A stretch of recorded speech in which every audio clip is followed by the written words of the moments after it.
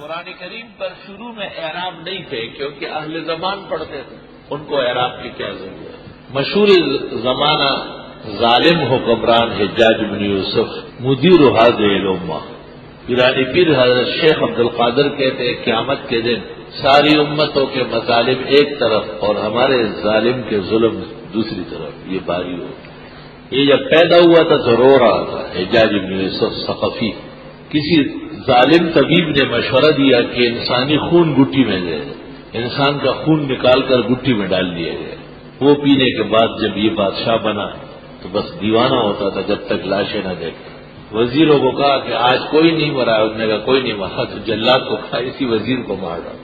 میں دربار کے وزیر رو پڑ دو، حلال ہے نہ سے ظالم۔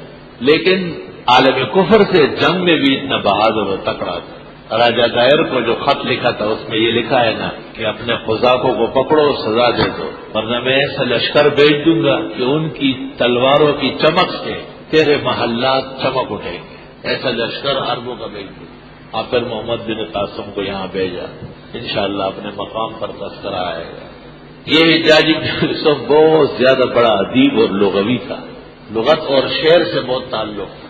ایک شاعر نے ایک لفظ کہا، اس نے کہا اس کا استعمال لاؤ اس معنی میں، وہ باغا 5-6 سال بعد اس کو وہ لفظ اس معنی میں مل گیا۔ جب واپس آئے تو حجاج بن یوسف مر گیا، اس کی قبر پر کھڑے ہو کر کہا کہ مجھے پتہ نہیں ہے کہ لفظ ملنے کی خوشی ہے یا تیری موت کی خوشی ہے، بظاہر دونوں خوشی ہے۔ اس حجاج بن یوسف نے عجمیوں کی شکایت پر قرآن مجید پر اعراب لگایا ہے، اور بہت عجیب و غریب طریقے سے لگایا ہے۔ حفاظ قطار میں کھڑے ہوتے تھے اور وہ آیات پڑھتے تھے، اور کاتبان بیٹھے رہتے تھے اور اس سے کے آواز سے اعراب بناتے تھے۔ آسان کام تو نہیں تھے، پہلے تو اعراب تھے نہیں تھے، تاکہ عجمی لوگوں کو پڑھنے میں سہولت ہو جائے۔ اللہ تعالیٰ کسی ظالم سے بھی کبھی نیکی لے لیتا ہے۔ بخاری شریف میں ہے ان اللہ لیؤید ھذا الدین بالرجل الفاجر، کبھی اللہ تعالیٰ دین کا کام کسی فاجر فاسق سے بھی لے لیتا ہے۔ اس اعراب پر تو سیبوے، بابوے، نفتوے، خلیل، یحییٰ بن عامر، کسائی، رضی اور سام سب نے کام کیا ہے، لیکن ایک عالم گزرے ہیں عبقری کہلاتے ہیں، عبقری، بعض اس کو اکبری کہتے ہیں، کاف بے رہی ہے اکبری، ابو الحجاب عبقری یا اکبری۔ اس کتاب کا نام الہام ما من بہ الرحمن من جمیع وجوہ الاعراب فی القرآن، الہام ما من بہ الرحمن من جمیع وجوہ الاعراب فی القرآن۔ یہ 6 صدی ہجری کے عالم ہیں۔